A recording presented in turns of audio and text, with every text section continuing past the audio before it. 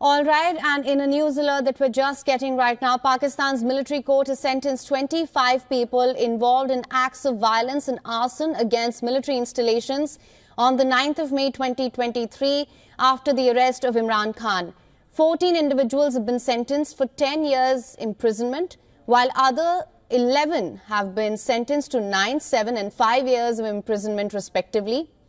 According to a statement issued by the Inter-Services Public Relations, the convictions come following the Supreme Court's directive that primarily relates to the attacks on several military sites, including the Jinnah House, General Headquarters and Pakistan Air Force Base. So this is the latest that we're getting from Pakistan. The military court has sentenced 25 people involved in acts of violence and arson, and this is in relation to the 9th of May 2023 incident after the arrest of Imran Khan.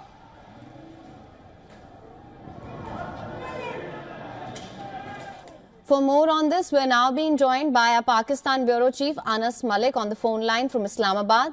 Anas, thank you so much for joining us. What can you tell us about this verdict? Well, it is quite significant and landmark, it won't be wrong to say, because civilians being tried in military courts is a rarity in the country. And in recent most, we know that 102 civilians were currently being tried. 85 of them had been allowed by the Supreme Court to be made a verdict on, and at least 25 in the first phase have been awarded punishments as well for their involvement in the 9th of May acts of violence and arson against military installations. Now, the military in its statement said, and I quote, that these blatant acts of violence not only shocked the nation, but also underscored the necessity of checking this unacceptable attempt of political terrorism to impose on own perverted will through violence and coercion. Now, that basically is an indicator towards the Pakistan Tehreek-e-Insaf. 25 people have been sentenced, out of which at least 14 have been sentenced for over 10 years of imprisonment, whereas the others 11, their imprisonment vary from 9 to 7 to 5 years, and 2 of them have also been sentenced for about 2 years imprisonment. Now, they also have now the